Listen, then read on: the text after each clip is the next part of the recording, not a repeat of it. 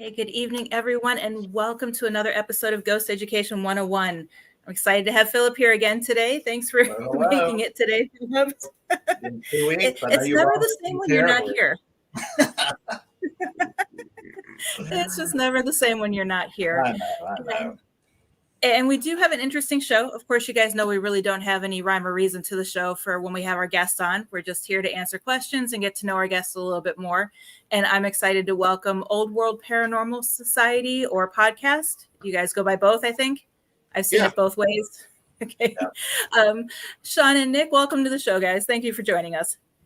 Yeah, thanks for having us. She is far less excited to see us than she is to see Phil. Because I'm a ray of sunshine for her. Oh, no, I'm excited to see you guys too. I have a lot of questions for you guys, so you guys might not be excited to see me by the time we're done. Yes. We get them down to the nitty gritty, so get ready, boys. Exactly. I'm all out of gritty. But for those of you who've watched us in the past, you guys know Nick. Nick's a returning guest. He joined us for the famous Orb show that we had a lot of fun on. Yeah, that was interesting. I still have people asking for the replay because it got removed from Facebook. Really? But it stayed up on YouTube. Really? Why would they remove it on Facebook? Someone must have complained. They had their feelings hurt because their dust was not an orb. Wow. Well, by the end, we were getting a little slap happy and laughing, but we were having fun. You know, what we do in this field is very serious all the time. So it's kind of nice to let loose and have some fun. But before we get started, Nick and Sean, can you guys take a moment to introduce yourselves to the guests for those who don't know who you are? Sure. My name is Nick Carboni, founder of Olde World Paranormal Society here in Fort Wayne, Indiana. Sean is my co-host on the Olde World Paranormal podcast, and we've got our hands and mittens and a lot of different things. Let's just say that. Exactly. And the one question that I did have that I needed to ask right off the bat, I think it was, I saw on your website, was it you, Nick? I can't find it again now that I've seen it, that grew up in a haunted home? Yes, I read that. Yes and no. It's how do I explain this? So when I would go visit my dad on the weekends, he stayed with his brother and sister-in-law, and it was an old funeral home. Oh, that's fun. And that place, you want to talk about haunted? Yeah, they performed over 7 exorcisms, and none of them worked in the house. So, so I'm very familiar with spirits all the way to my younger years. Now, were these scary, malevolent kind of spirits, or were they just like crap happening everywhere and stuff moving around, or were they like really mean and nasty? Well, being a child, I was just scared to death, just seeing it in general. But understanding it now, a lot of them were residual. Gotcha. Yeah. So you would see full body apparitions walking up and down the halls, and the second floor where the bedrooms were, you would hear footsteps going up and down the stairs from the first floor to the second floor, doors slamming. They had these old, beautiful pocket doors, and they renovated the house so many darn times. You know, it's just. I would say 95% of it was probably residual energy. Mm-hmm. Is that what got you into the paranormal, or did something have to come later? No, I mean, I was always fascinated with the paranormal, but I had no interest of ever becoming a paranormal investigator. Yeah. You know, I enjoyed the TV shows. It was cool because it was on TV and people were witnessing things that I saw, but I still didn't really, care to partake in this field. It didn't happen until 2016. The house I'm in now, I went through a divorce, and my ex-wife and her kids had moved out, so it was just pretty much me. Then my kids would come when on the weekends and stuff. But I was renovating the house, and I slept on the couch for the first year and a half after my divorce because I was remodeling the whole downstairs of the house, making a big master bedroom suite, and the house just erupted with paranormal activity. Now, Wow. the kids had always talked about, seeing stuff in the house, especially the one upstairs bedroom. My ex brother-in-law was sleeping in there one time and got yanked out of bed. Dang. So it started escalating. I started having really weird dreams about the spirits in the house. I had a weird dream about a little girl that was in the house, but she threw me down the flight of stairs. Jeez. And then I was being physically attacked. We were hearing disembodied screams in the house, and it just escalated to the point where I didn't know what to do. I had no idea at that time. I knew it was popular on TV, but I had no idea that, the paranormal field is what it is. Mhm. Thousands of teams across the globe, mediums, shamans everywhere. I had no idea. So I reached out to my sister and she did some made some phone calls and found a gentleman named Randall Smith. He's a very well-known shaman, good friend of mine now. He came and cleared my house for me. And what was kind of eye-opening was the spirits he had talked about. I already knew that they were here. I knew there was a man. I knew there was a woman. I knew there was a little girl and a little boy. And I knew the man was the one that was attacking me. So, by the time it was done, we left for a couple hours. He cleared my house. I walked back in, and it was just honestly the most peaceful thing I've ever walked into in my life. Mhm. And after finishing up with him, I kind of looked at my sister at the time and I said, "We got to do this." And she was like, "What?" And I said, "I don't know what is, but I want to do what he does, and I want to help other people like he helped me." Mhm. And that's where Old World Paranormal Society started. And we started with residential cases, and that was our MO for the first 4 or 5 years. I had no interest of going to all these famous places, and eventually we did, and it was cool, and it was fun to relax and investigate versus doing the residentials, which Yeah. are so daunting. And then, of course, years later, I got the opportunity to open the Bell Mansion in Fort Wayne, and with Angie Sturm, and was a part of that for 3 years, and it was a good ride, and here we are today. Now, is Sean, are you on his team or just a podcast partner?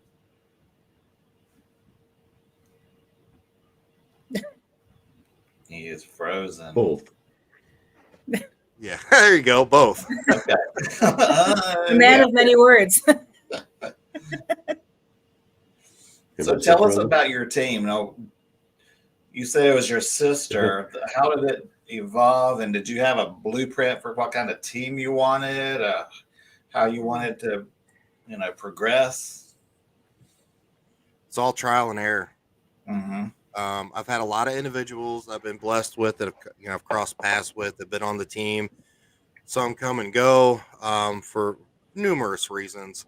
But the core group I have now, there's 6 members. It's me, Sean. My daughter's a part of it. My cousin Liz, which she's been with me since day one. And then we added Bob and Denise about a month ago. We've been good friends. We investigate all the time. And I was like, it just made sense. It's a very unique group of individuals. They are multi-talented people in a lot of different things, and I think that benefits us. Yeah. So, my sister was involved for the first, let me say, 5 or 6 years, and then we kind of went our separate ways. I had a different vision for the group. She had a different vision, and we just, she's still, she's a medium. She does her metaphysical thing. She's a Reiki master. She just wanted to go more with the metaphysical side. Yeah. In that journey, and being a healer, and I'm just not that, so I just went a different direction. Gotcha. Yeah, I mean, residentials, because that's what we do a lot of it. It's work, research, and fact finding, and map searching, and there's so much more to it. So yeah, I get it when people are like, I want to do something a little less intense. Yeah. I mean, Reiki healing is very intense, but it's just in a different way. Yeah. Mm-hmm. Yeah. I mean,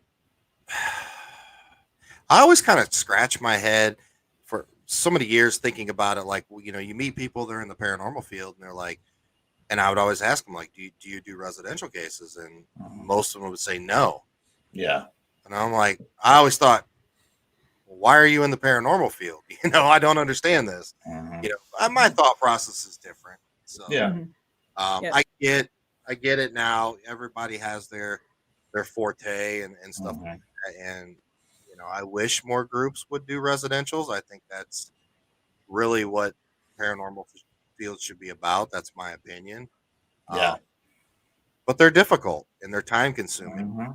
And it could be an interview or it could be a year-long case. It could be a multi-year long case, and you're right. And they can be heartbreaking.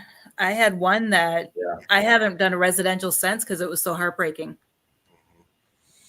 Yeah. I mean, you really dive into a lot of personal stuff in people's life. Yeah, absolutely.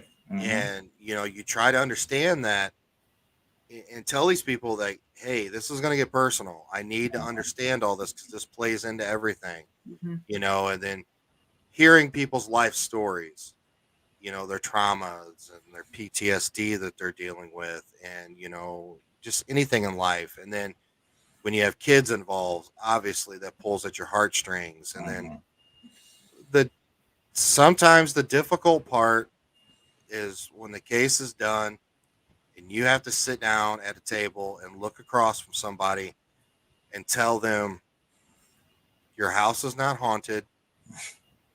You need to get some help. You need to go see some therapy, a psychiatrist, go see your doctor. That's difficult to sit there and say to somebody. Yeah. I'm not a doctor. And of course, this is my opinion, but it's still difficult to say it to somebody. Especially when they don't want to listen and they don't want to believe you. I mean, Yeah. They want your opinion, but then they want you to give them what they want to hear. And that's not what we do. And that's difficult. Yeah. And we just had a potential client and I sent them the questionnaire, which has a lot of sensitive questions on it. And he wrote back and he said, a lot of this stuff is really personal and sensitive. I said, it's necessary not only to help put the pieces of the mystery together. I said, it could be a clue as to something happening. And it's also for my team's safety to know what we're getting into when we go into somebody's home. If you're on antipsychotic drugs, it was kind of good to know that your clients may be having issues. So some of them, they don't want to divulge it. So it's like, well, if we can't help you if you can't help us. So it was a few weeks back, it seems to come in waves. We'll go a few months, no cases. Next thing you know, I have 6 cases. Yeah. And obviously getting bombarded. And so I reached out to some teams. Hey, are you available? You're in the area of this case. Can you handle it? And a good buddy of mine, and he's like, I called and said, how did it go with the interview? He said, well, we walked in. There's 2 guys on the couch. They were high as hell off shrooms. Oh, man. And I'm like, oh, are you serious? No, it's going to be one of those cases. And they're like, no, we like it. It could get interesting. They admitted that they partake in, some other stuff. And they have things happen during that. But I was like, well, I feel bad if I sent you a case and it's just a bunch of wackadoodles. But yeah. Yep. You never know. You never know. And one question I did want to ask, it's a shame Sean's not here because I do want to know how he got interested in the paranormal, but he kind of froze and hopefully he comes back. If not, we'll have him on the show at a future date. But I can when it kind of comes to answer it for you. oh, go ahead. Oh yeah, We'll let him know you took over for him. From what I understand, he had a paranormal encounter when he was a child. Oh, here it comes. Slowly, he was there, and then it froze again. He lives out in Amish country, so the internet is not very good where he's at. With a new background.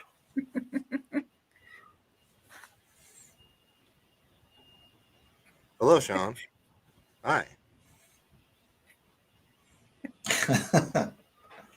Didn't even put that in there. I don't know what's happening. Technology. Can you hear us? Well, Nick was telling us your story, so you can fill fine. in. Okay. You'll have to ask him the question again, Heather. Okay. Yeah, we were kind of curious as to how you got started in the paranormal.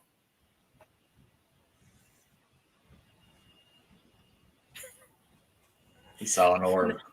Normally, that's me. All right, Nick. I'm up. All right. So you're up. Can you mimic his voice and sound like him? Yeah.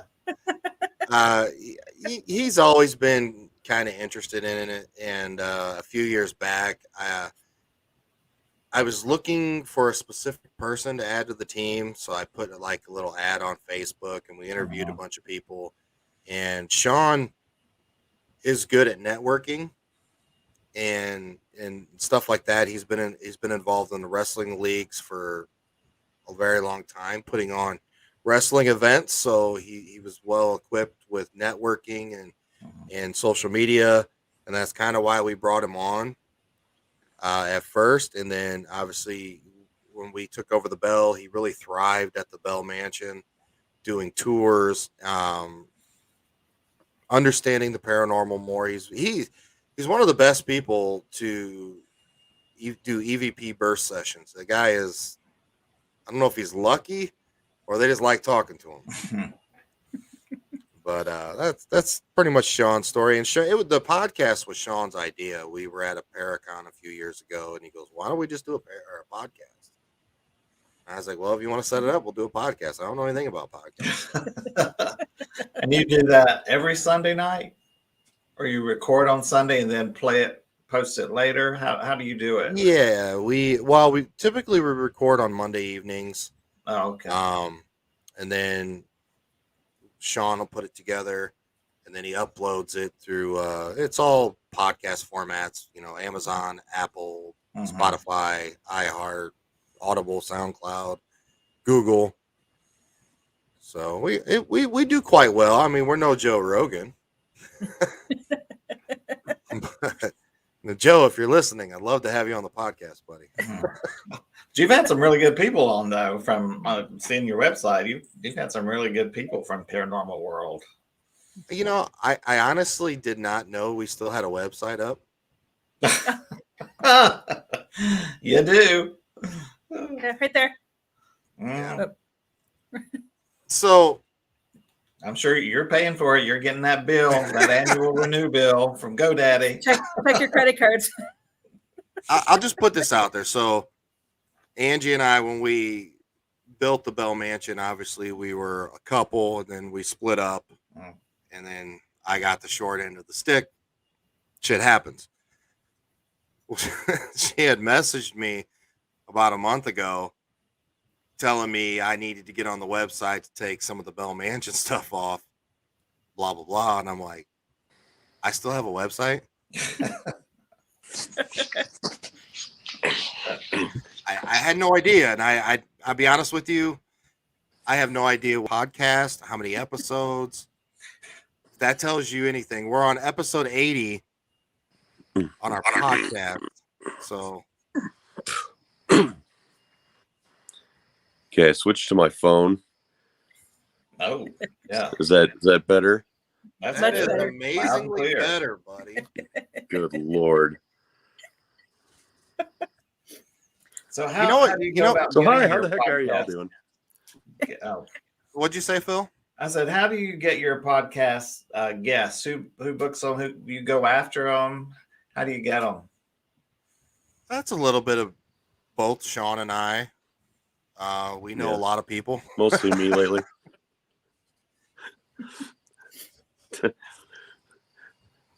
No, So, I just find people that I'm interested in, whether it's people from TV shows or just people that I've met or that I know through Facebook that have topics that sound like they'd be interesting, and reach out to them. And, it's either yes or no, like Barry Fitzgerald from Ghost Hunters International. I spoke with him. Was it last week, I think, and he was all excited to come on. So he's going to do an episode.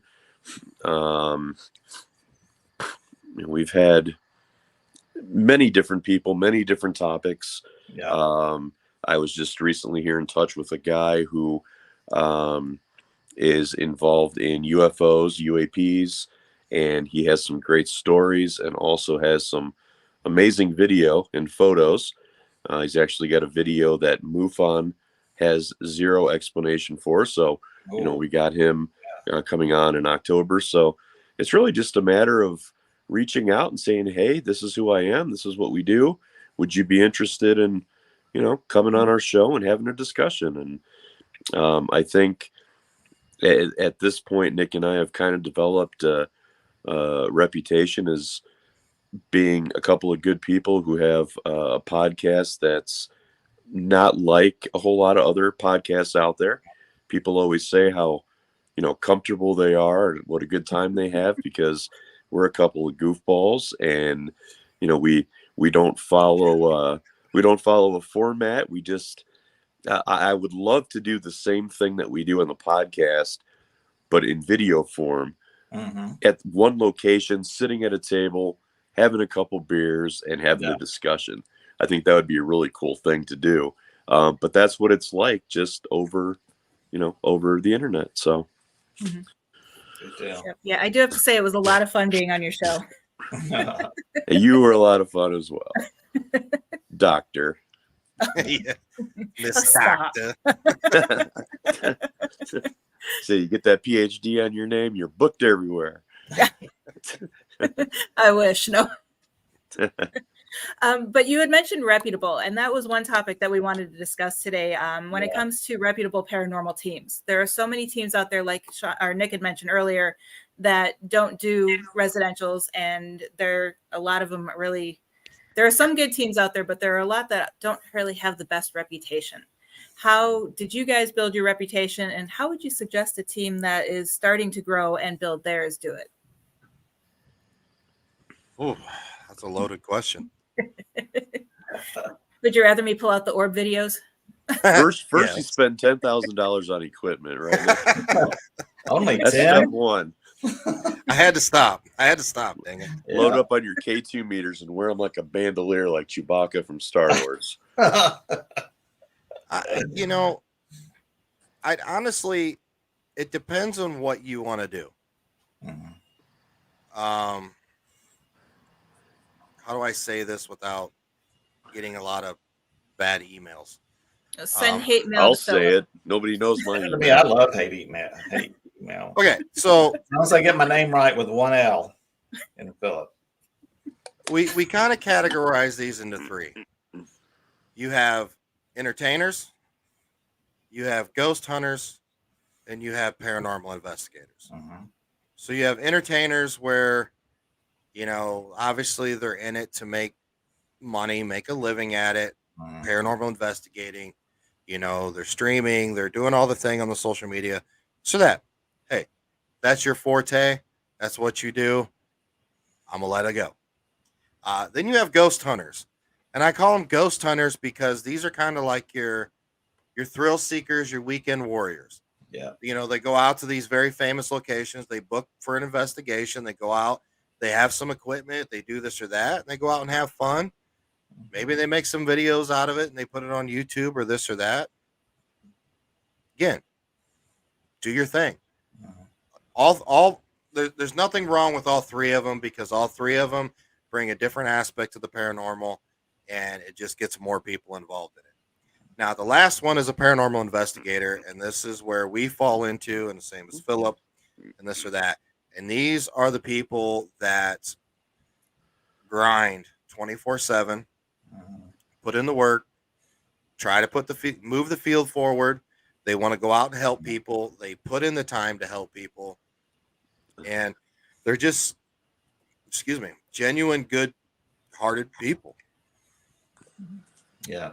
So I would just, the last one is the hardest one. I mean, that's literally, we could probably talk for an hour and a half on, if you want to be a real paranormal investigator, do some good in the field. That's a long conversation. The other two are simple. If you think you can cut it as an entertainer in the paranormal industry, have at it. Everybody can log into TikTok, YouTube, Instagram, Facebook, and go paranormal or go ghost hunting. If you just want to be a ghost hunter, get your buddies together. Just don't get a bunch of idiots. Use your head. Have a good time. Do not destroy people's property and their locations. Yeah, absolutely. That's the number one thing. Be respectful. A lot of people put a lot of heart and soul, money into these locations. I don't care if the building looks like it's falling down. Yeah. It's still not yours. Be respectful.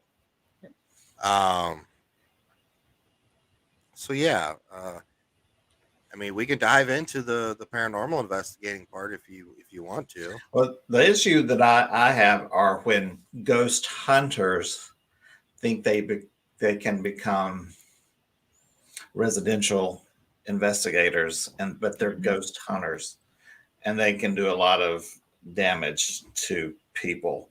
Right. And yeah, that's what worries me, because I see that a lot. It's like, and there's a huge difference from ghost hunting and investigating.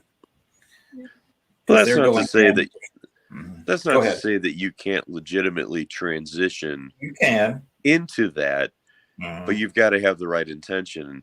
My big things. My big thing is, and I've been completely open about this one. Zach Bagans is the bane of my existence, and here's why.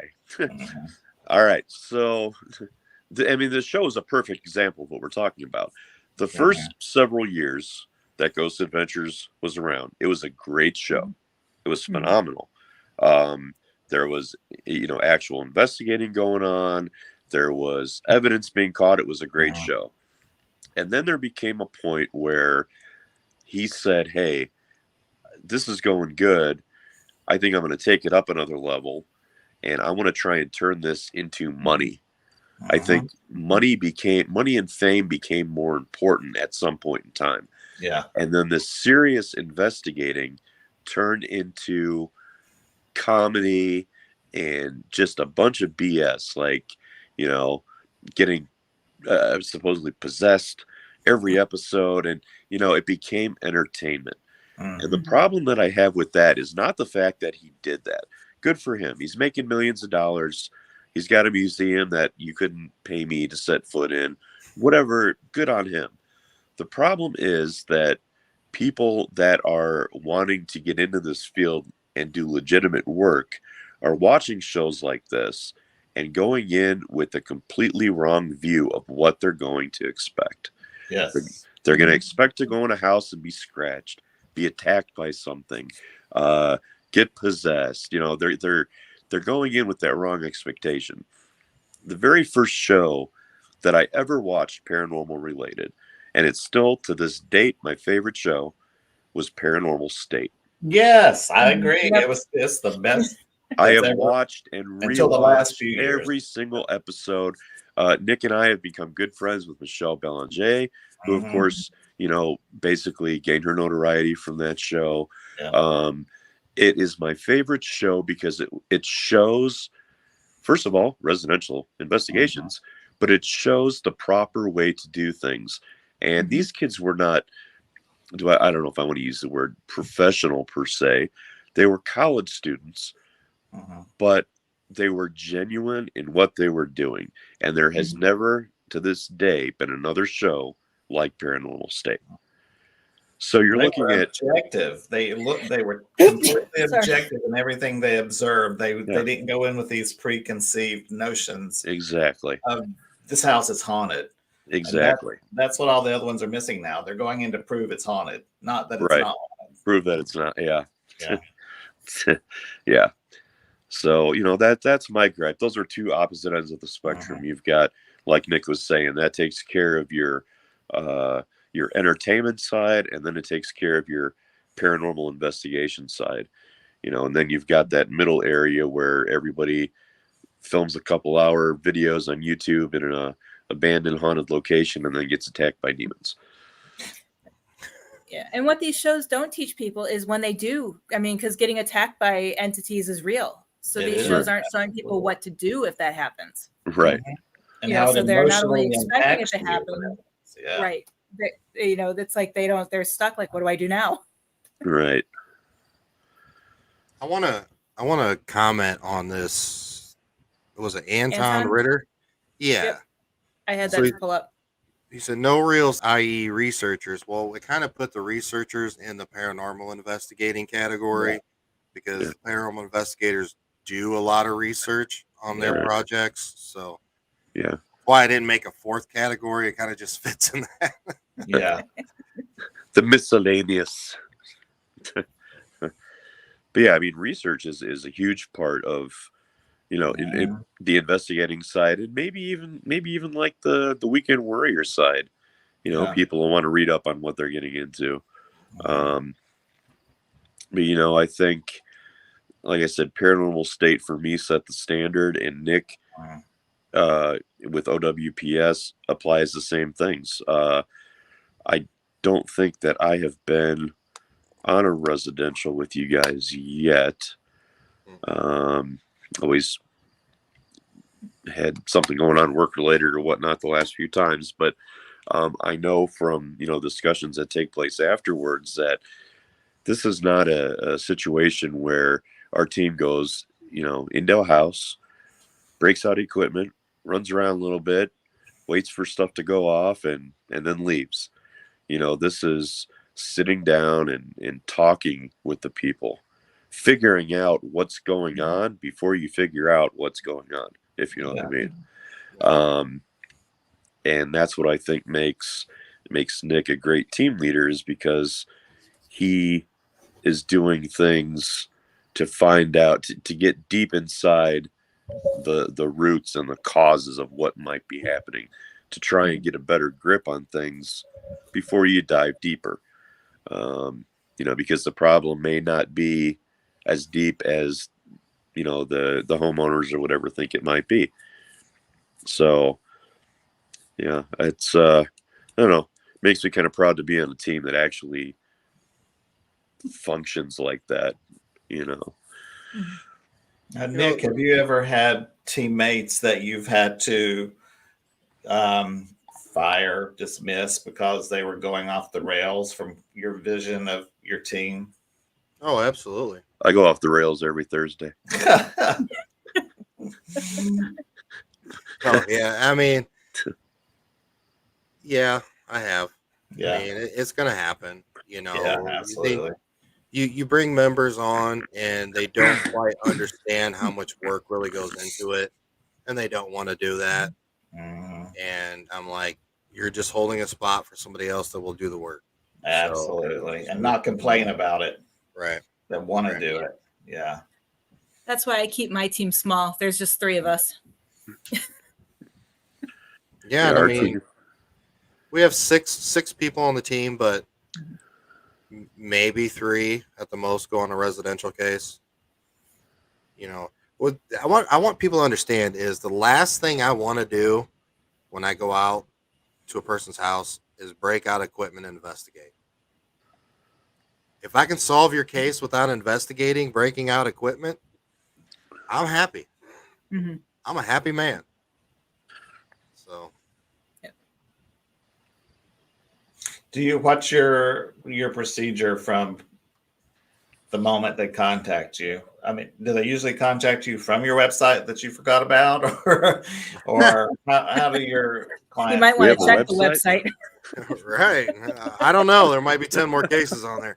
Yeah, the inbox full. So typically, they'll call me or they'll email me through our paranormal Old World Paranormal at Gmail. I will set up. Excuse me. I'll set up a phone call. Initially, talk to them on the phone. Kind of ask them some specific questions. Kind of get my head in a direction where I think I need to go, and then I will schedule a time to go out to their location to sit down and really interview them. And typically the interview will last about 2 hours, and I always run video and audio during the interview, because I'm not going to lie, half the time I get EVPs or evidence just off the interview. So I'll go home, I'll go through that, and we'll do some research, and we'll go from there. And I got a lot of sources I can go to, aka mediums, shamans, and stuff like that. Get their intake, whatever I can, put all this together and decide, okay, do I think I already know what's going on, or do I need to go in and investigate? Get more answers, more specific answers. And then, if we do, we go and investigate, and then we'll go through all the footage, and we'll put everything together, from first phone call to last bit of footage. And we keep a case file, everything goes in it, and I'll review it. I'll take some more notes. We'll go back. We'll show our clients what we have evidence-wise. Give them our recommendations of what needs to happen. Do we need to clear the house? Can we clear the house? Do I need to get a shaman in here? Do I need to get a female medium, a male medium? Do you just need a house blessing from a priest? I mean, there's so many different ways to go about, helping them and clearing their situation. Or sometimes, hey, you need to go see a psychiatrist. You need some medication. So yeah, I mean, that's kind of the rundown of what we do here. There's a lot of paperwork involved, and we always keep everything in a case file. I don't care if it was from 10 years ago, we always keep the footage just in case they ever call, say, hey, this is going on again, and I can review the case. I can review the footage, get my mind in the right space to go back and stuff like that. Now, how far from your home do you travel for a case? The furthest I've gone is Tennessee. From Fort how Wayne. far is that from you exactly? It was about a 7.5 hour drive. Whoa. Okay. But typically I try to keep it under 2 hours. Yeah. To be honest with you. We, to the point now, we know so many teams around the country, so if somebody would happen to call from wherever, excuse me, and I think it's a viable case, I'll reach out to teams in that area to see if they're available to do it. Mm-hmm. Yeah, we have somebody that couldn't take one and asked us to take it, which we did, but it was one of the orb situations where they didn't want to hear that it's bugs and dust. It's right. They did not want to hear that. So it's like, well, you ask us to help you, and this is what we, but some people you can help, some you can't. So yeah. Jerry did ask a quick question going back to the being able to solve a residential case without the in-person investigation. She wants to know if that happens often. To solve residential, I'd say 40% of the time. Yeah, but the reason the number keeps going up is because the longer I'm in the paranormal field, the more I understand. Yeah. If you'd talked to me 6 years ago, I would have said 100% of every case I investigate, because I was still, we're still new, we're still figuring it out. you know, so it just takes time and understanding everything. It's like something as simple as go get an electrician to check to see why your lights are flashing off and on. You know, sometimes it's that simple. You know, we had on our podcast, we had Father Kenneth Torres, if you're familiar with him. And, you know, he specifically said, you know, Nick said, of course, the last thing we want to do is go into somebody's house with a bunch of equipment, start doing our thing. He said his initial contact is also by a phone call. But what he doesn't want to do is go to somebody's house. So, interestingly enough, he tends to get most of the information he needs just on that initial phone call interview.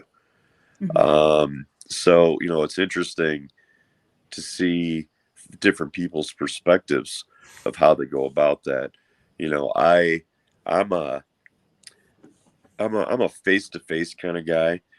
You know, like Nick, of course, will do the phone call. I would have to do like a FaceTime call or something. I'd have to see people. That's just my personality, I guess. But, you know, there's different ways to do it.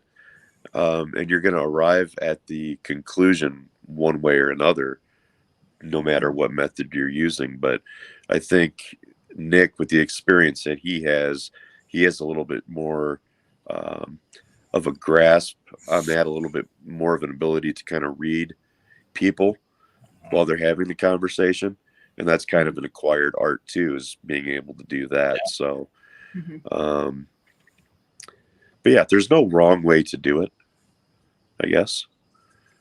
Unless you show up with unless you show up with a black van and $10,000 worth of equipment, knock on their door and say, "Hey,"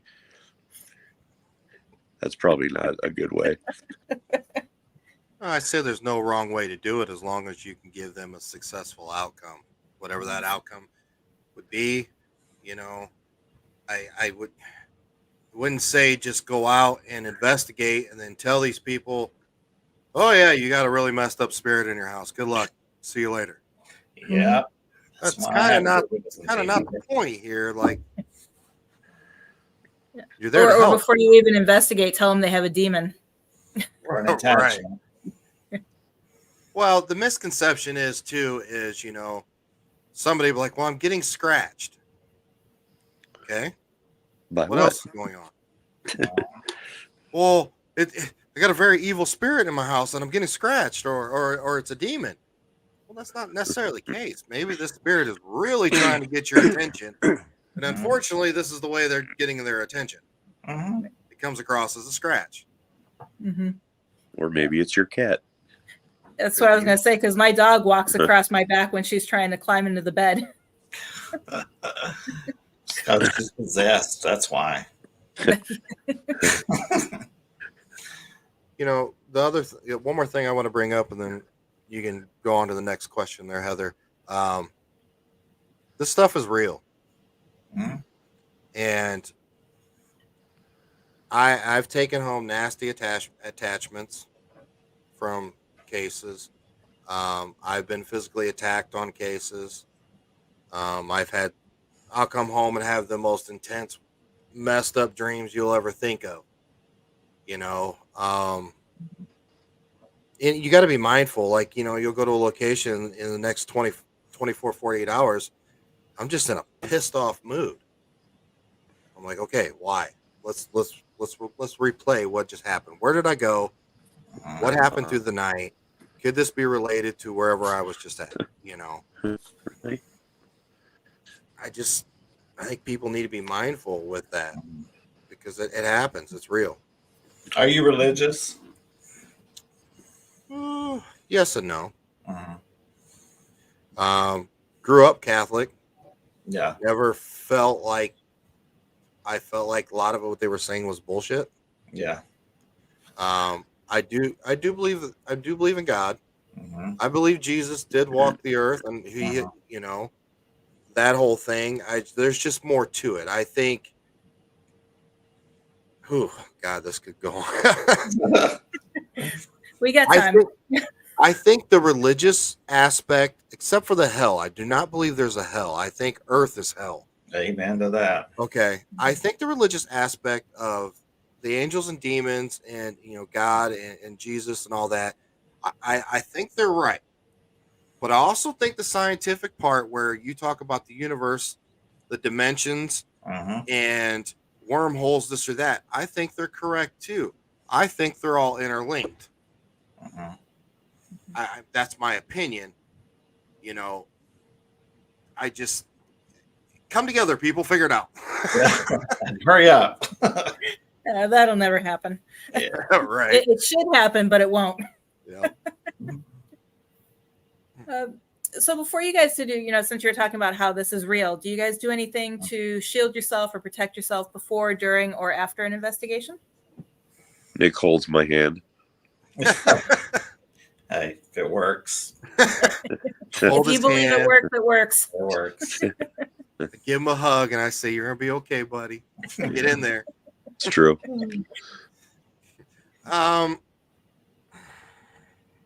Yes.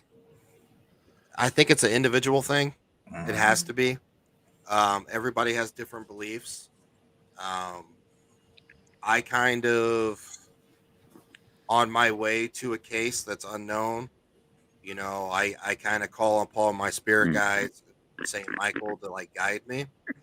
I wear a specific crystal. It's actually right here. It is. Oh, that's nice. It's called a Super 7 crystal. I wear that. I have a bracelet, or I have a cross that is made out of iron. And with all that being said, sometimes it still doesn't work. I kind of visualize like literally like a shield, but as a bubble around me. Does that make sense? Before I walk into a location, but this is all like in my mind, like metaphysical style. It's intention. That's what it's about. Is your intention. That's funny. I was just going to say that because my answer is no, I don't. Purely because of that. My intention going into a location is going to cause things to happen. So I don't do any type of preparedness just because I don't want anything to know that I prepared for it. So, if there is something there, I don't want it to say, ooh, this guy did this before he came in, or, he's wearing this crystal or this medallion. So no, I don't. Maybe I should. I don't know. But so far, Everybody's different. Yeah. The level of openness from different people it's just different. And I'm the oddball. I've talked to a lot of people, and I was talking about residential cases, and I said, "Hey, have you ever taken attachments home?" And they're like, "No." And I'm like, "Really?"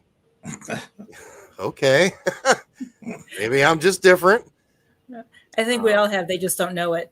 Yeah. I brought them home. They didn't stay long, but I brought them home. Yeah. Then when they start making noise, I scream at them to get the hell out of my house. It usually works. Yeah. It's been a long time though since that's happened. If you see anything, let me know. As he looks around. So do you have any mediums on your team? Just my daughter.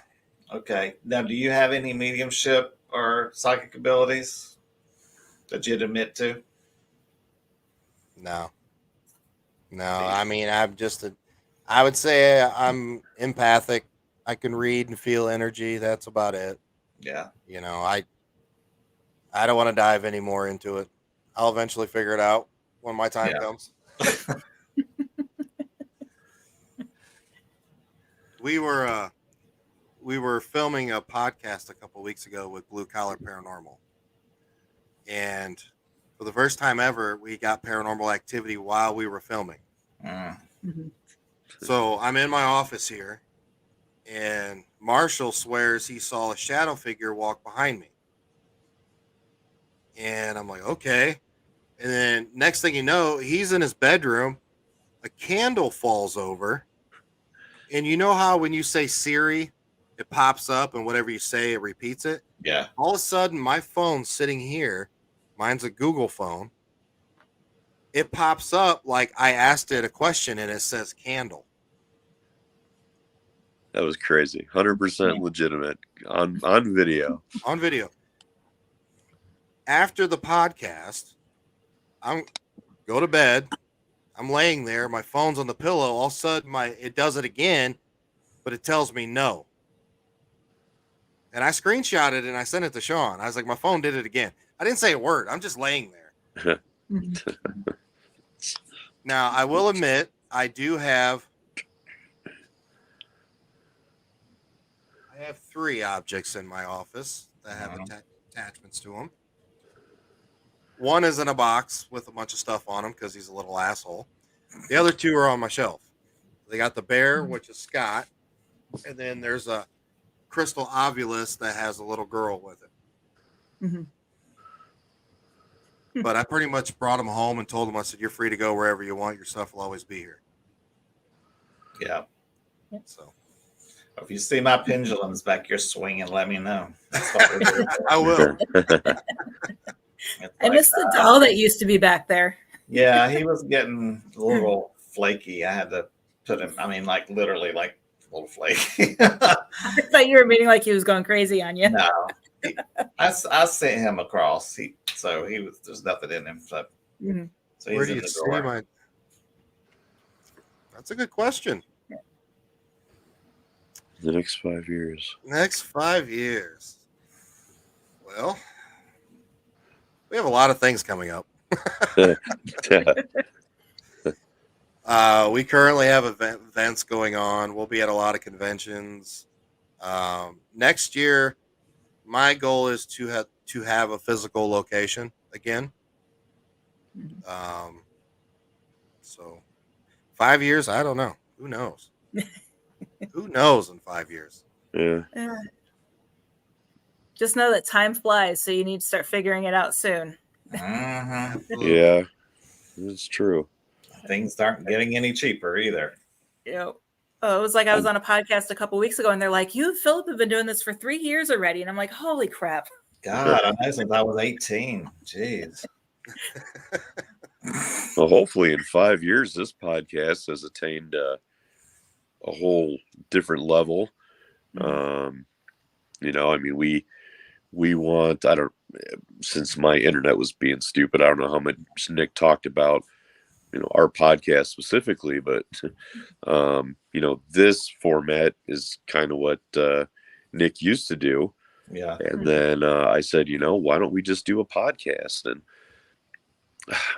podcast, it's, I don't want to say it's a lot of work, but it is. There's a lot of stuff involved in doing it. And the goal was not to have some kind of Joe Rogan famous podcast, although that would be super awesome. But the goal was just to be able to, do things like this and talk to different people.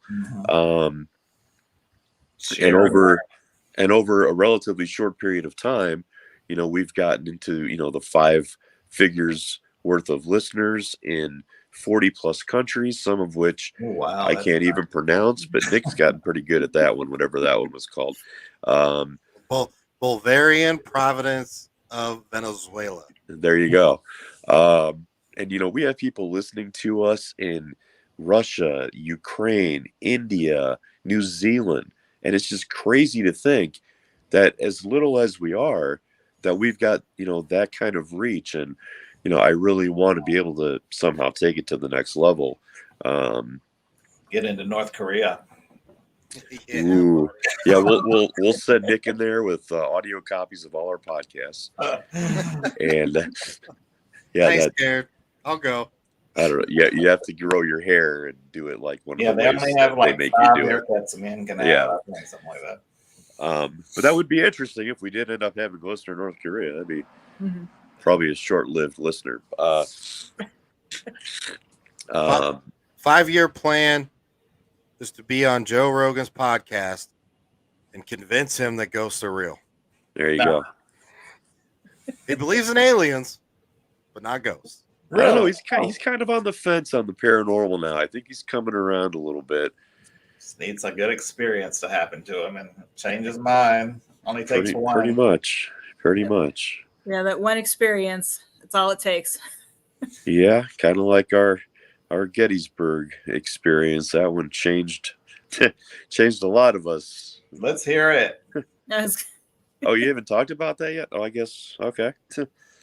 Well, of course, Nick and I, we went to the Gettysburg Battlefield Bash, and it was one of the absolute most amazing conventions that you can ever go to.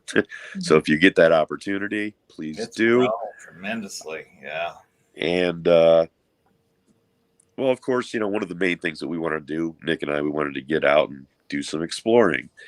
And so we made our way out to, having never been there before, we were just driving around. We ended up at the Devil's Den, and it was pitch black out. You want to tell a story about that, Nick, and how the cameras and all that stuff?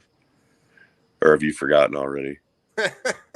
Because you're a year older now. Well, yeah.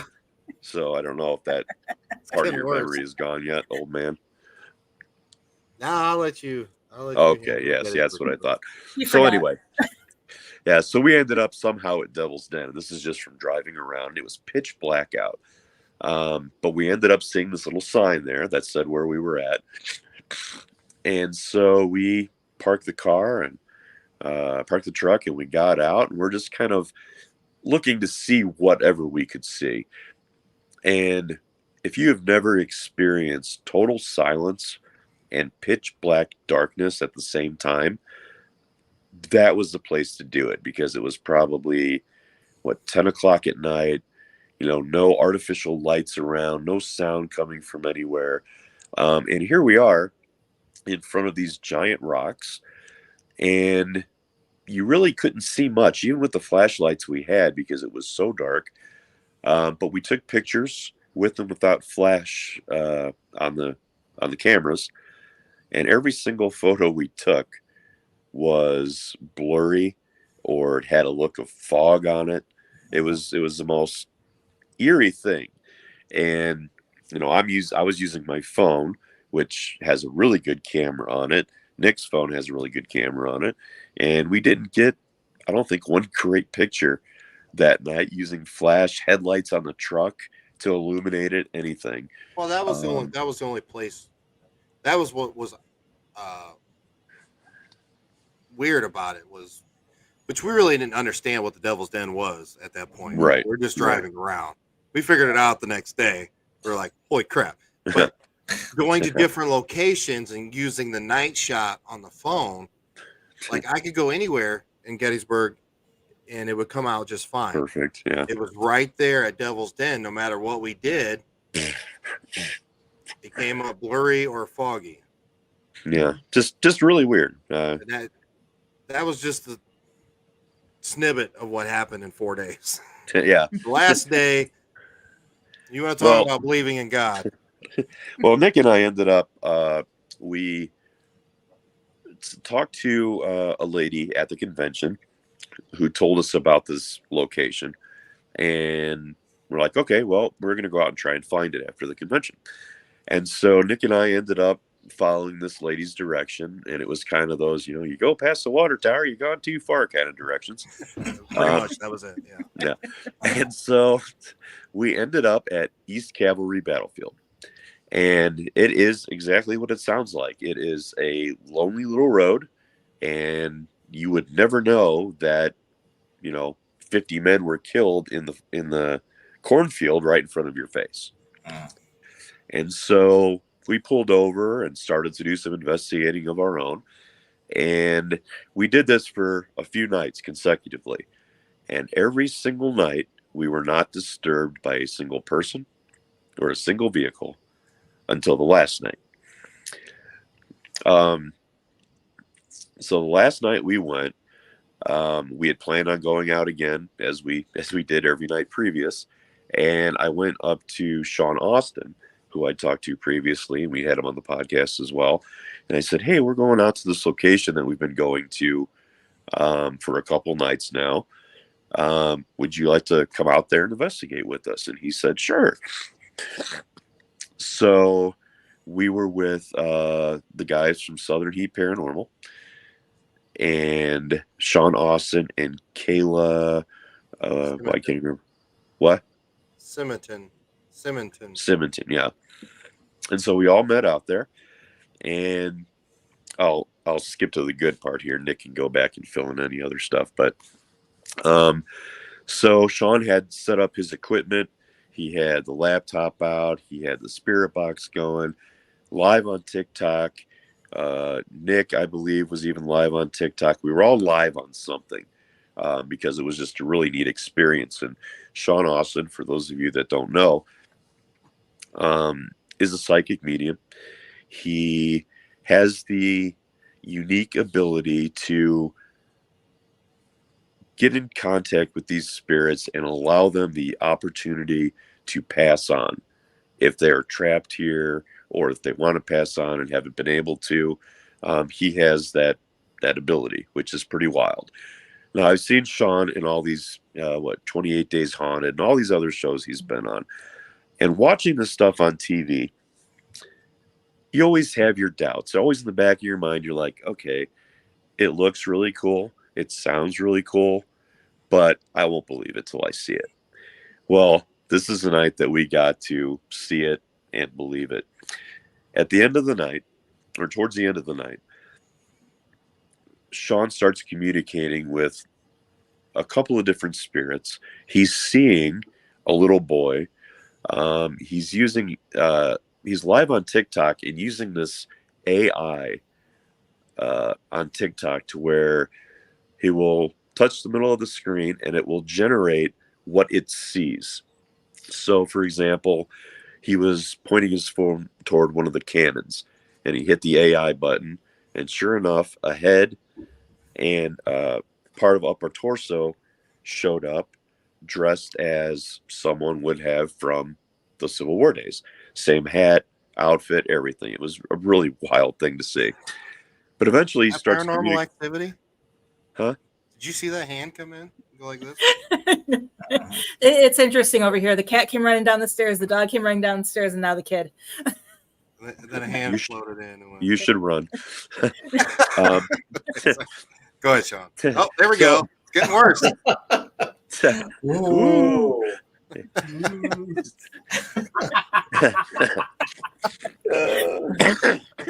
You interrupted his story and it was getting good. Story time. So anyway, Sean starts communicating with a female spirit. He's in the conversation that he's having, the responses that he's getting, he believes that she wants to pass on. And so he says, if you want to pass on, I can help you do that. So he starts to communicate how there's a light that she can go to. He starts praying. And basically, wow, it's starting again, Nick. That's messed up. All right, take over. No, I'm fine. Okay. You're missing well, something. let me preface this by saying this. When we got back home, I went to my daughter's room to tell her about this experience, which I'll finish up here in a second. And I started to get a little tear in my eye, and I was like, okay, that's weird because I'm not really like the emotional kind of guy. And then I went and I sat down on the couch next to my wife, and my wife doesn't believe in any of this stuff. She thinks all these spirits are demons, and one day I'm going to come home with horns and a tail. That's literally it. Okay. He ain't lying. So I'm explaining this series of events to her, and the last two words that I need to say, I get to, and I start bawling like a 5-year-old who just got smacked on the butt by his daddy. So that's a level of emotion that this is getting to. It's quite moving. Yeah. So anyway, back to Gettysburg. So he opens up this light. He gets this spirit to go toward the light. And we have things coming through The spirit box saying, grandparents, I see them. Just really, and it's like, okay, that's pretty cool. So Sean asks us if we want to ask a question, that we can ask a question. And there's a question that I've always wanted to ask when we're doing regular investigations, but I was always under the impression it was a taboo question to ask for whatever reason. Well, I figured this was the time to do it. And so I asked out loud, when you were in the light, did you see Jesus? 3 seconds after I asked that question, 2 words came through that spirit box, crystal clear. And it's on video. And it says, I did. Now, none of that hit or affected any of us deep at that time. It was just like, okay, wow, that was awesome. It was only, like I said, after I got back home a day and a half later and finally started telling the story to my wife that I broke down. And I think for the rest of us too, it was one of those, oh my gosh, moments. Like, we didn't even talk about it on the drive home. No, no, that wasn't even part of the conversation. But I think what that did to us specifically is it just added an entirely new layer to what we do. Because, I believe in God also. I'm not a go to church every Sunday. I'm not that deep into it. But to ask a question like that and to get a response that says, I did, to whether or not did you see Jesus Christ in the light, it makes you think, what's the next level? Like, what do we have to peel back to dive deeper into that? Like, do I need to start asking that question to every spirit that I come in contact with? Is that proof that there is a heaven? So many questions and so many different things came out of that. On an emotional level, it changed me and my approach to investigating a little bit, because now I go into these investigations knowing that if I'm communicating with a spirit, have they been to this light? Have they been there and said, no, I'm not ready to go yet, and come back? There's just so much more that I want to try and get out of the spirits now. Yeah. And so it's just taken a whole tangent, a whole nother level. I'll say a couple things about that. And I know people are like, okay, they were hearing voices from the spirit box, but what was different? It was the same female voice, same female tone. Yep. Every single voice that came through. When she said, I see it. She said, mother. She said, grandparents. I see them. And then she said, I did. It was the same female voice, same tone. Wasn't like multiple voices. We weren't stretching for these voices. There's a video out called Saving the Battlefield. It's on our YouTube channel. It's on Southern Heat Paranormal's channel. We had no intention of filming there.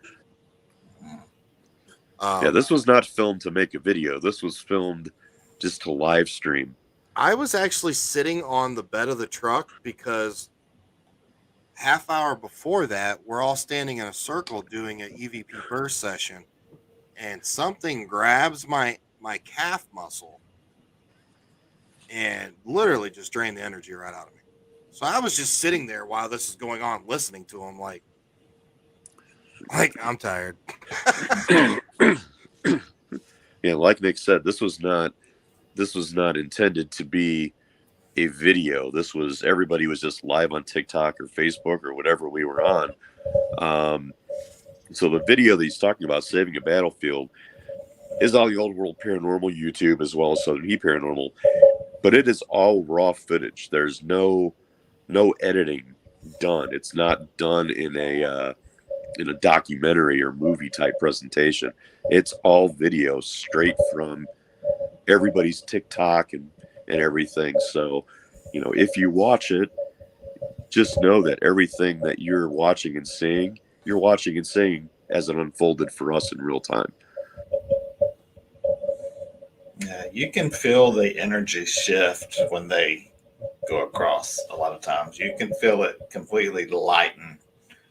Yeah, the feeling in the area. It just becomes lighter and sometimes even brighter. The light you can see more clearly, which is I find interesting. Yeah, and after that, there was no more communication from that same spirit either. That was it. We pretty much experienced everything you can think of there in Gettysburg, except seeing a full body apparition. And we tried going down those roads surrounded by trees on both sides. Nick and I are glued to the dashboard going, come on, make it happen right now. One time, Walk baby, in front of me one time. You'd have been better off staying at Devil's Den for that. Yeah, we did hear cannon fire. So that was pretty cool. And that was late at night. That wasn't somebody shooting off fireworks. So we did hear that. We did hear footsteps in the field and in the woods where I ran. We won't talk about that though. Yeah, he ran across the street to the car. It wasn't very far. After I asked if you're there, can you walk toward me? And then I heard footsteps and I ran. What's wrong with me? Just doing things completely ass backwards on an investigation. The spirit was probably thinking, you asked me to come. I'm sorry.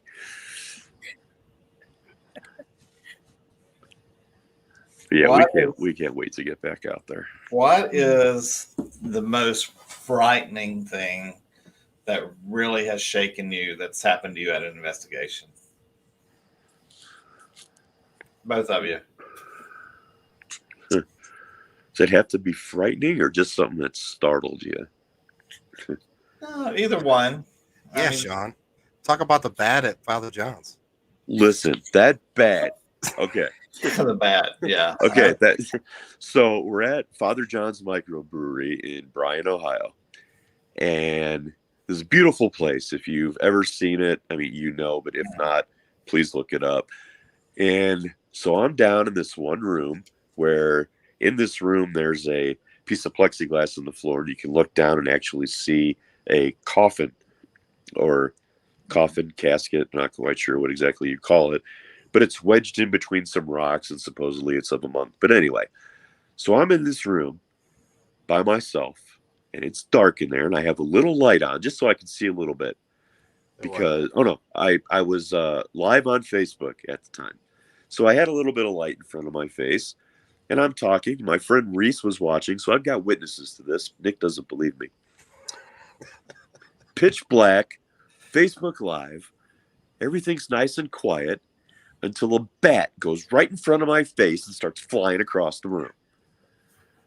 So I ran out of the room because I didn't feel like turning into a vampire that night or whatever it is that bats do. Rabies, I don't know. Yeah. So I go and I tell Nick this happened. And he doesn't believe me, even though I was live on Facebook. He still has not produced any witnesses to this. Well, I can't. So anyway, Nick says, let's go look. So, of course, we get back down there. We go in the room. The lights are off. Guess what? No bat. So if you ever go to a cave that you know is full of bats, take Nick because the bats will stay away, apparently. But yes, that was probably. Could mean he's their leader. It could be. He's kind of a vampire. But yeah, aside from that, I don't know if I've ever been frightened. I've been startled pretty good by a couple things, that being one of them. But frightened, scared, not yet. When I turn a dark corner, and see Nick's face, I mean, that's pretty terrifying. Yeah. It's all. I've been attacked once on a residential case. It felt like I got stabbed in the kidney area, my right side. Only case I end up leaving.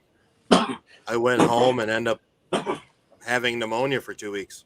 Oh wow! After that, only place and this recently happened. A friend of mine, Austin Maynard, I don't know if you guys are familiar with him, Underground Paranormal Network. Me and Austin, we were in Bryan, Ohio, and he goes, "Hey, you want to go to the granary?" And I was like, "Sure, why not?" So we went there. I don't know what's in there. I don't know what it is, but it has a lot of powerful energy. And that is the only time I've ever been freaked out on an investigation. Austin was freaked out. Like we walked outside multiple times. Like, all right, buddy, you ready to go in? You ready to go in? I guess so. Let's go back in. I don't know what's in there. I want to go back. I was supposed to go back last Friday with them, but it didn't happen. I'm not saying it's negative. I'm not saying it's anything like that. I'm just telling you, whatever it is, it's very powerful. You want to tell us what it did? It's got a potty mouth. Oh yeah, I love a potty mouth. I love. This is what's weird. I've never felt that kind of energy. Yeah. I think that was what the most startling part of it was. So I really want to go back again and kind of dive into it and understand it more. I know a couple of mediums that are friends with Austin. One of them, she got attacked pretty bad in there, and she won't go back in there. But other than that, that's all I know about it. So, and when on the opposite end of that spectrum, when you help clients or even just go to any type of investigation that you guys do, have you ever had a happy moment, like one moment that made you proud to do what you do? Yeah, when I would say when we get the follow up about a month later, and they're happy, nothing's going on, and they're living their life like they should. That's gets me in the feels. Yeah. How about cases you just had to walk away from? You just, for whatever reason, they wouldn't let you help them. You couldn't help them.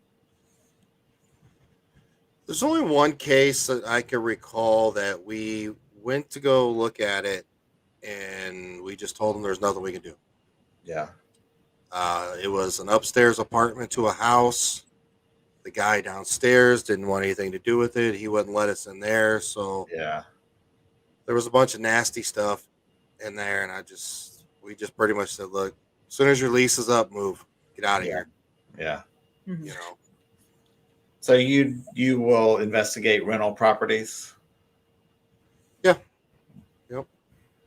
If they get permission from their landlord. Yeah, that's what I was curious about. Yeah. Yeah, I mean, because obviously our clients sign paperwork, waiver liabilities, media releases, authorizations, all this stuff, but the actual homeowner did not sign off on it. So, the legalities of that. Yeah, that's the way we are. You have to have the legal deed holder to sign a investigation release before we would do a rental property. It has only happened once, but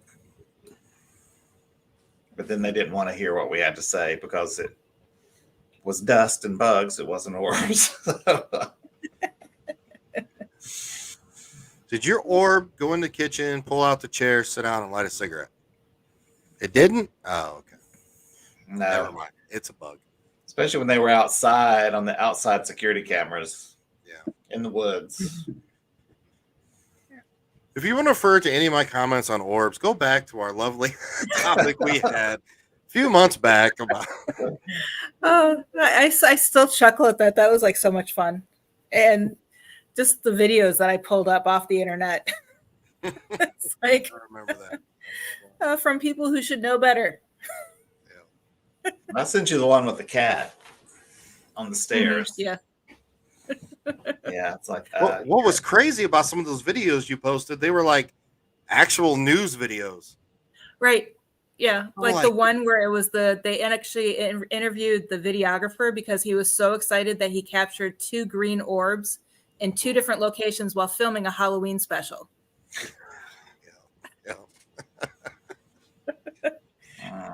Knows a lot about his cameras. Yep. Oh yeah.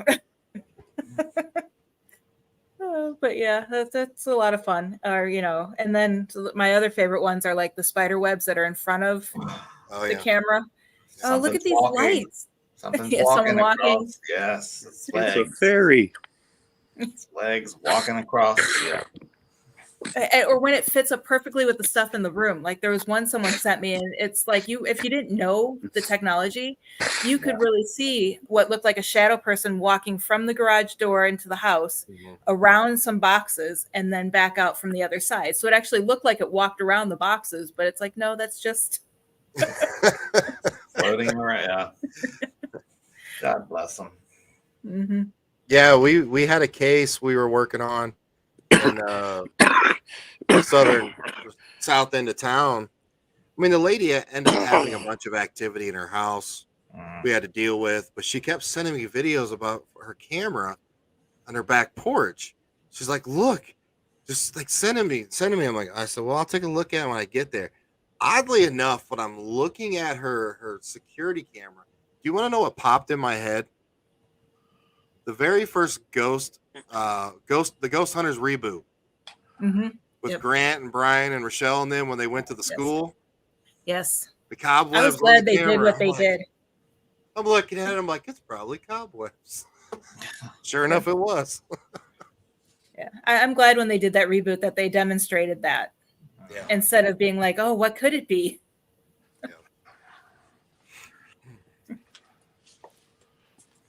So what's your favorite equipment to use? None. Sean don't like any equipment. I like something. Well, I like audio. I'm big on audio, but I do like something you can interact with. I do like the REM pods, but I use them in a different way. Yeah. Especially the Gary Galka's version, the ITC one, where it's got the green, yellow, blue, red, the red, black one. So when we were at the Bell Mansion, we were able to get the spirits to do a Q&A off of them by picking a specific color. So I would ask them to show me just blue. Just show me the color blue and hold it. And they would do it. Instead of just lighting it up where it just light up like a Christmas tree. Yeah. Like, hold the light. Okay. Show me yellow. So you're getting some type of intelligent interaction. This isn't some EMF stream coming through. This isn't a radio frequency, this or that. Obviously you use a two-way radio, the thing's going to go haywire. I get that. But I like that. I like a motion sensor, something, Q&A. What cameras do you use? Are they handheld? Do you use handheld or static cameras? I use Sony or Canon handhelds. I do have an 8-camera DVR system. I don't think I've used it in 4 years. Some GoPros. Yeah. The phone. That's about it. No SLS? I have one. Yeah. It sits up there. Yeah. I was going to say no cat balls. No. No, I don't have any cat balls. I have these things called boo lights, where you have to tap them and they light up. We'll use those. You just got to use your head. But you have a GS2 laser, though, I think, don't you? Laser grid. Yep. Didn't I see it on your photos? Yeah, I love that.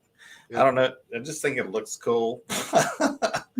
But it is great for something moving. If you helps you see it more easily if something moves the laser lines.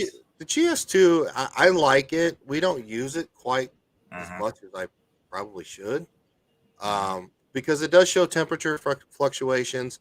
Yeah. Every dot in the laser grid, it's scanning it, cold and hot. If something walks in front of it, you'll actually see it and you'll hear it. That's why we put a camera right behind it, so we, if we're not there, we can see it on video.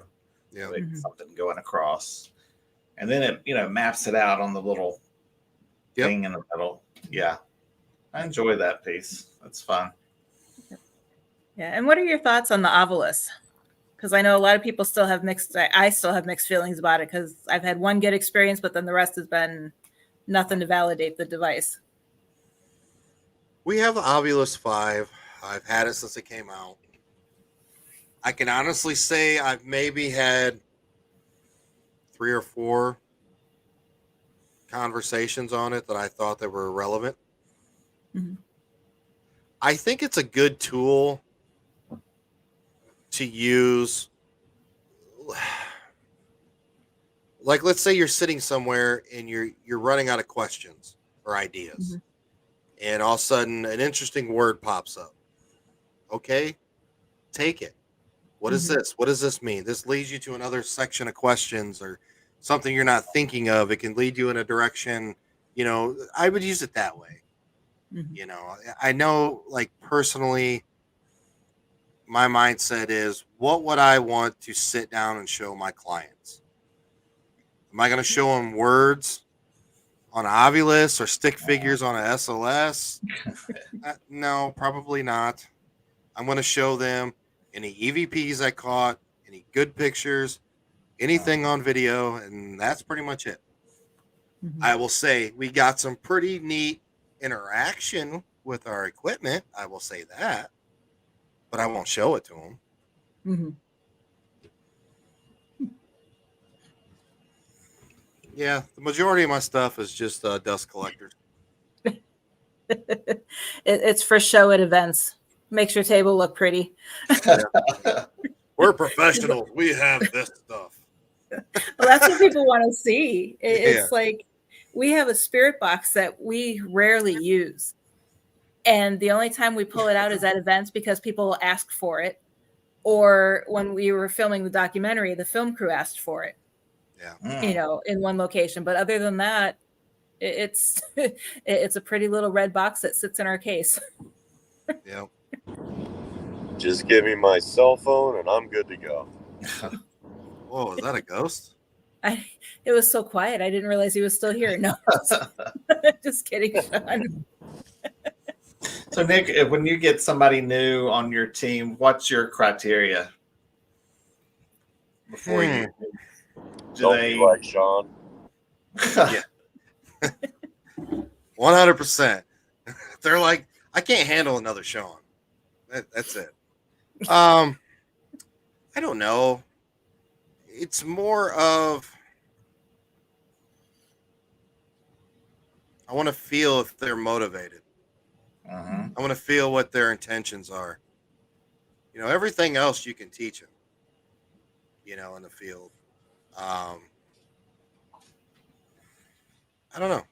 I want to go out and investigate with them, see how they act. Yeah. To be honest with you. See what their flight or fight, however you say that, reflexes. You do any training for them, to them, on them before you take them out? Yes and no. I've always been a hands-on guy, so I could like, I don't know, tell them 50 million things, but I would rather show them out on the field. He's like the Yoda of the paranormal.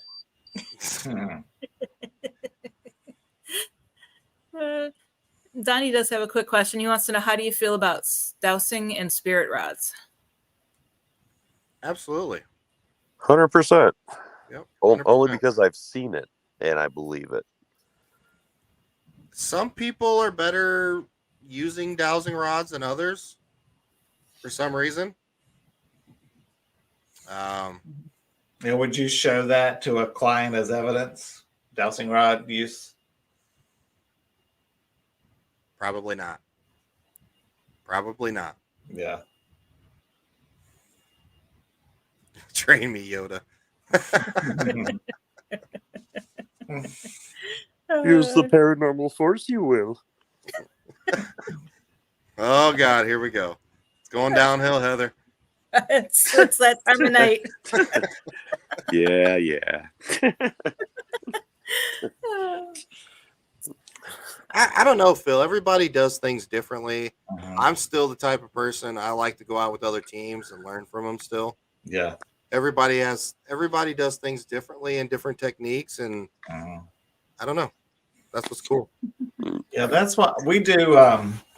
Historical locations too, which I'll use to do experiments at.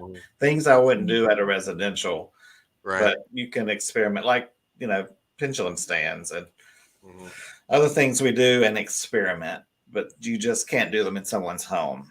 Right. So those are fun to do. Yeah.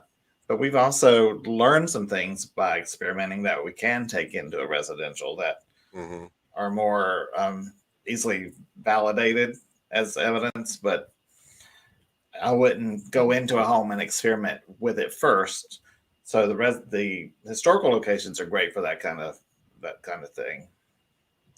So the first thing you want to do when you come in to a residential case, you walk in, you undo your briefcase in front of the client, pull out the big Ouija board, slam it down, and be like, let's go. Yeah. Light a candle. Let's gather hands. Everybody hold hands around your kitchen table.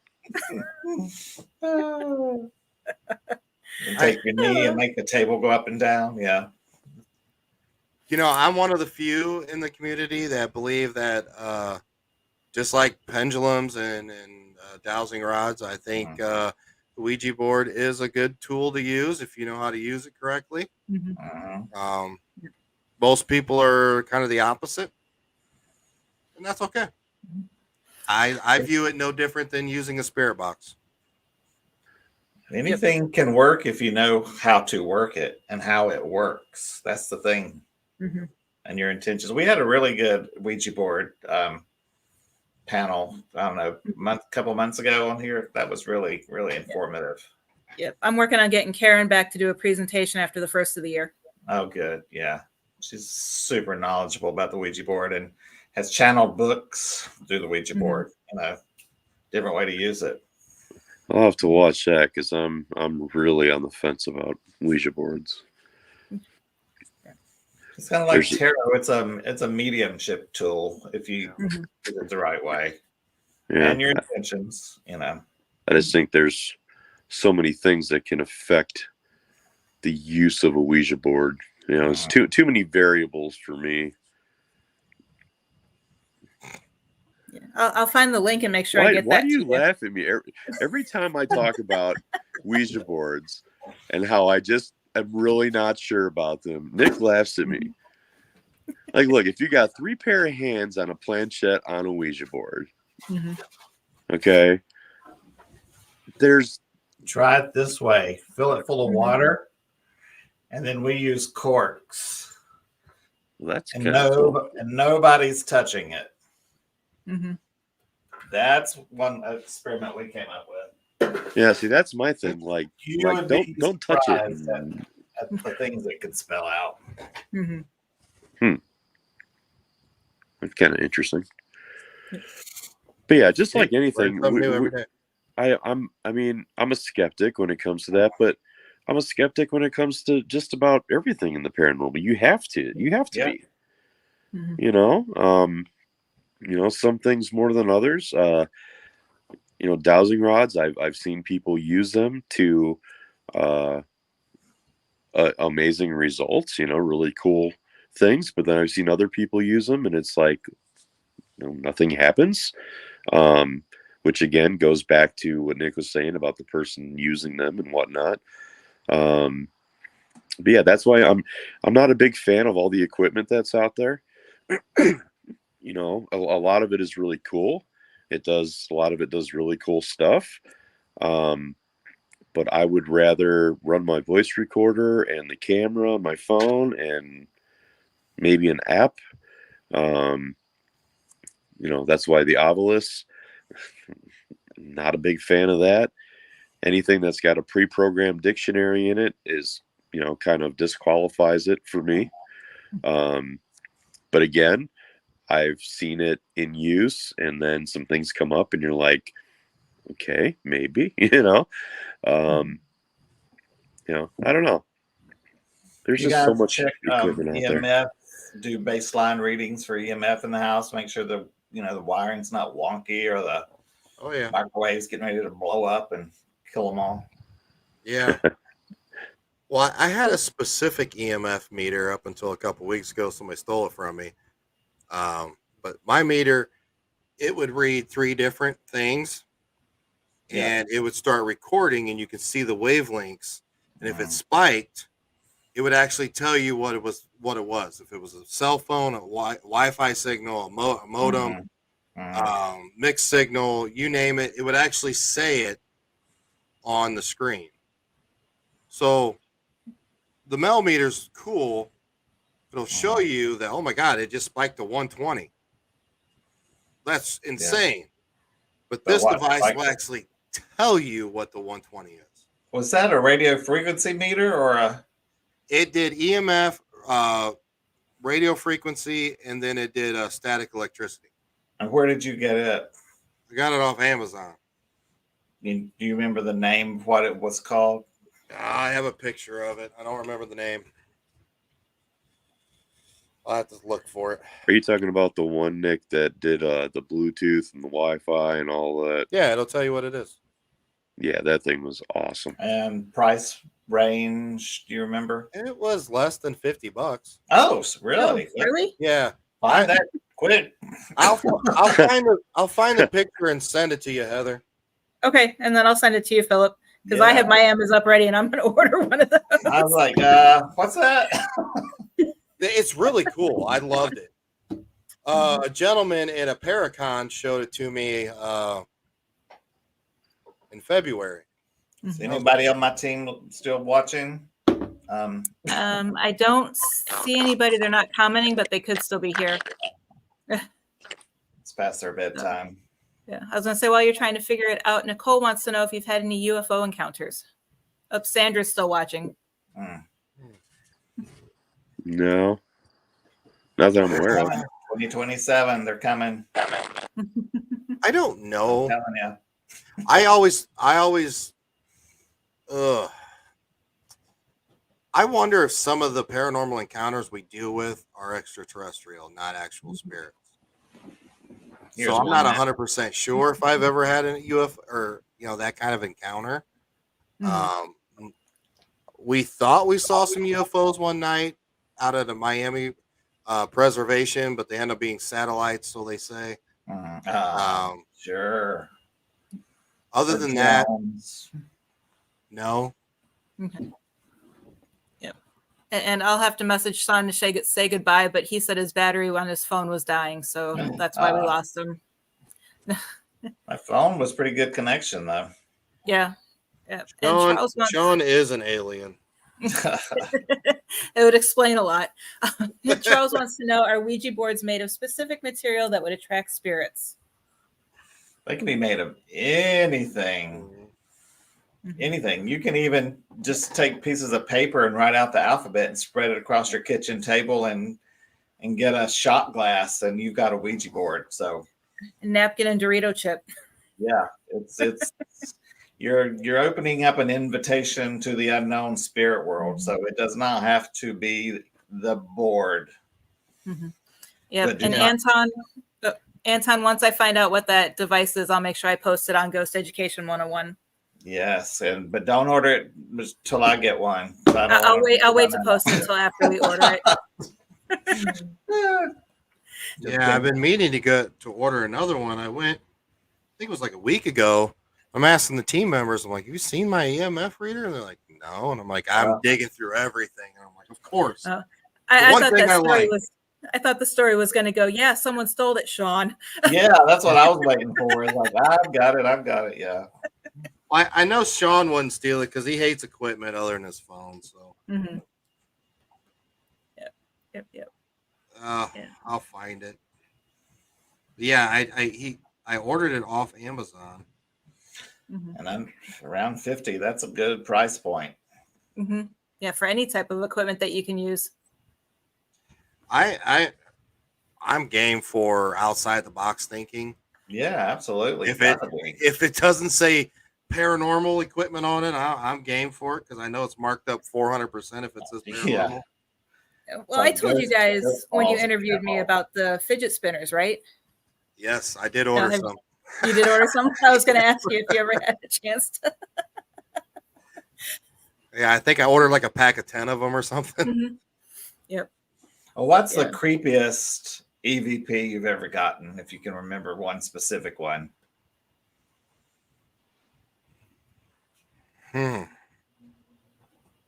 Creepiest? We were interviewing a mom and her daughter, and this is the house that I got attacked at. Oh. During the interview, I got an EVP, a voice that just does not sound human. Oh, did it have an electronic sound? I can't even explain it. And we've got pretty much anything you can think of, EVP wise. And I don't know, that one always just sticks in my head. And to this day, we still argue about what it says. We all agree it's a creepy voice and it's there, but what it says, I don't know. Now, when you give your clients EVPs, do you say what you think it is, or you just let them try to decipher what they think it says? I'll let them listen to it first, see if they can figure it out. Yeah. You know, and then they're like, I really can't make it out. Then I'm like, well, we think it says this. Yeah. But as soon as you say it, they're going to hear it. Yeah. You know what I mean? So do you give Class C EVPs as evidence, or you just stick with A's and B's? No. So typically what I'll do is, because most of the time it's me going through the footage, to be honest with you. I'll record the clip. I'll send it to our thread, and I'm like, listen to it. Let me know what you hear. Yeah. Even to my own teammates. Yeah, we do that. We do that all day long. It's like, is this one of y'all? Did you say this? Right. Did you whisper in this room? Is this you? Is that your stomach growling? That's usually me. If there's any doubt, throw it out. Yeah. If we're arguing about it, throw it out. Or we'll time reference it with other cameras and look at the timestamp, and we can see everybody. It's like, that's not us. Yeah. Right. Mm-hmm. I mean, typically I'll know, listening to the audio, in your head, you're already putting yourself back in that situation. You know who's in the room, where that person was, and this or that, so what's crazy to me, and I'll ask you this, Philip, is how many cases I go out, and before I even go around and introduce myself, well, I'm Nick. Yeah. I'm here to talk to you guys. I'll get an EVP and I'll go, hey, Nick. They're already calling me out. I'm like, yeah. That's why we wear body cameras. So before we can get our cameras up and going, at least if something happens, we got body cameras on. Mm-hmm. I was joking with John Curley the other day. We had him on a podcast, and he does a lot of residential cases up in Pennsylvania area. And I told him, I swear the spiritual side has a black book, and they know us all. Mm-hmm. Yeah. Oh, Jesus, here comes Nick. Yeah, a lot of times we'll have to say only the spirits in this house with this case are allowed to speak to the spirit box. Because they love to say my name, because I've been doing it a long time. It's like, no, unless you have to be in this house to talk to us. It's kind of funny. They gossip about us behind the scenes. Oh, yeah. I love it when they're talking to each other and you can hear them talking to each other on your camera. It's like, you hear that they're talking to each other behind our backs. Yeah. We had a fun investigation. Oh, gosh, when was Stately Oaks? I don't know, a month ago. And we're all in the living room starting an EVP session. And you hear one of them say, looks like an important meeting. It's like they're watching it. Looks like an important meeting. I was like, so funny. I just love stuff like that. It's like they're right there with us, people. That's the thing that's so mind-blowing. It's like they're there with us, watching us. Well, People it's forget crazy that. when you hear the tone, you hear the sarcastic tone, Yes. in the voice too. And when we were at the granary, one of the EVPs we got, I was talking about Austin opening this location back up. I said, "Do you want people to come in here to see you? Do you want people around the world to know you?" And it got an EVP right after that. It says, "What do you fucking think?" Yeah. I'm like, I don't know. That's you. Great. Yeah, Jerry walked in the bedroom to get, when we were packing up, she's like, I'm going to go get the trigger tray off the bed. And you hear, then the woman says, then just go away. I was like, it's just fascinating when you really think about that. It's like when people want to argue, oh, it's radio bleed, it's rogue television signals. I'm sorry. The mathematical statistics of it answering something that's going on right then and there it's impossible. No other peering questions from our viewers? No, we're all caught up. I know this one we have used at investigations, those I guess you would call them like Tesla balls or plasma balls where the lightning goes out. And we've used that, and it's a great, interesting tool. You can tell them to, run your finger from here to here, and you can see the static follow the path you told it to go. Did you know on those static balls, if you have a REM pod within 20 feet, if you touch the static ball, the REM pod will go off? I know our walkie-talkies will make them go off. So that's why we have to turn them off after we get the cameras set up. Because if you click one, walkie-talkie near one, it'll go off. Yeah, I don't use a REM pod, so I wouldn't know. Is this the Charles Schwab? Oh, how's my money doing? No. Right? Sorry, don't what money? I had what to do money? Little girl screaming. He said no. No. Sorry, Charles. Slam the brakes on the forklift, investigated the trailer. Voice came from, there was no girl. Yeah, that's always creepy when you hear the disembodied voice. Yes. And that definitely plays mind tricks on you. Charles, she may have actually been there. You just didn't see her. Yeah. Yep. And it looks like we are all caught up on questions. So if there's anything else you guys wanted to talk about, if not. Well, what do you have coming up next? What's on your agenda? Let's see. The 23rd, I will be in Salamanca, New York for the Hope Paracon. I was supposed to be at the Fort Wayne Paracon the week after, but they have postponed that right now. October 7th, I will be in Rock Island, Illinois for their Paracon. And then I want to say October 22nd, whatever, the 23rd, that Saturday, I'll be at the Para-Unity. And then the following weekend, the 27th, I will be at the Lerner Theater doing ghost tours in Elkhart, Indiana. The 28th, we have an event we're putting on at Middle Point School in Middle Point, Ohio. If you want to get on Facebook or TikTok, Instagram, check it out. PayPal, Venmo is $50 to investigate. You get a free T-shirt and food, drinks for the night. And the next night, we were going to another place in Fort Wayne to help them do a trunk or treat. And then I don't know. So you don't have anything going on, apparently. No.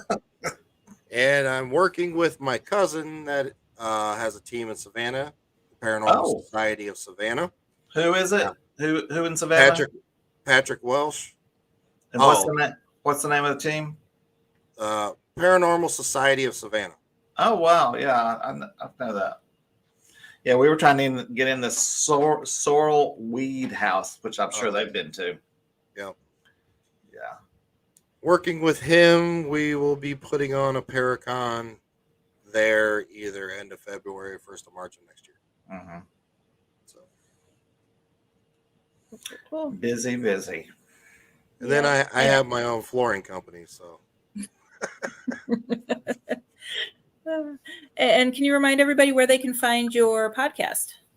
Oh, Apple, Amazon, Spotify, Google, iHeart, SoundCloud, and Audible. And it's under the name of Olde World Paranormal Podcast. Old is an OLDE. Mm-hmm. Yeah. Okay. And we are on TikTok, Facebook, Instagram, YouTube, Twitter.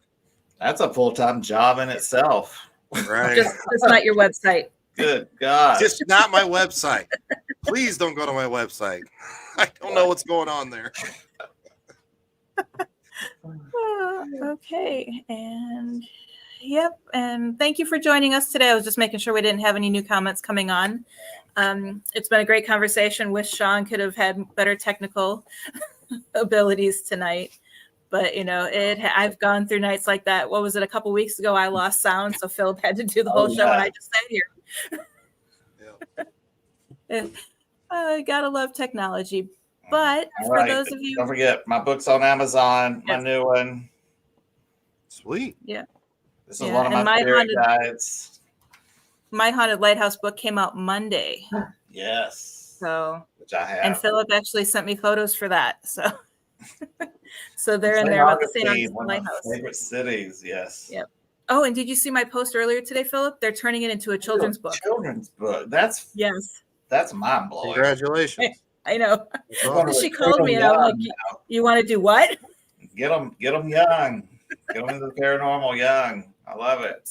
So that'll be out next year, next August. They said it usually comes out a year after the book is released. And then Ghost Education, we will return September 27th. I have Craig Aherns and his partner in crime, David, who will be discussing their paranormal experiences and the films, such as The Evil Down the Street and Demon Fighter. Yeah, I know him. So that'll be a fun little break from our typical paranormal shows, just to interview some guests. And then mark your calendars now for October 11th, because the Haunted Librarian is returning for a presentation and discussion on how to host a haunted house. So we will have all of that going on. So Philip, remind everybody where to find you before we cut out. I'm on Facebook, Georgia Paranormal Investigations, our website, and I am at the Rose Creek Public Library, Woodstock, Georgia, October 10th, doing Paranormal 101 presentation. So if you're in Georgia, please join us. It's a lot of fun. We have a good time. You learn a lot, and we tell a lot of stories. Perfect. And you True guys know stories. Not made up stories, true stories. You guys know you can find me at heatherleephd.com or at Dr. Heatherlee on Facebook, and Ghost Education 101 on Facebook, as well as YouTube, where we will have the replays posted. And if you're in the Orlando area this weekend, I will be at Phantasm doing 7 different panel presentations and discussions, everything from Could Dracula Be Real all the way to Horror Story Origins. So thank you again, Nick, for joining us. And everyone, Thank you. I hope you guys all have a great rest of your week and weekend. Thanks, Bye. guys. Pleasure.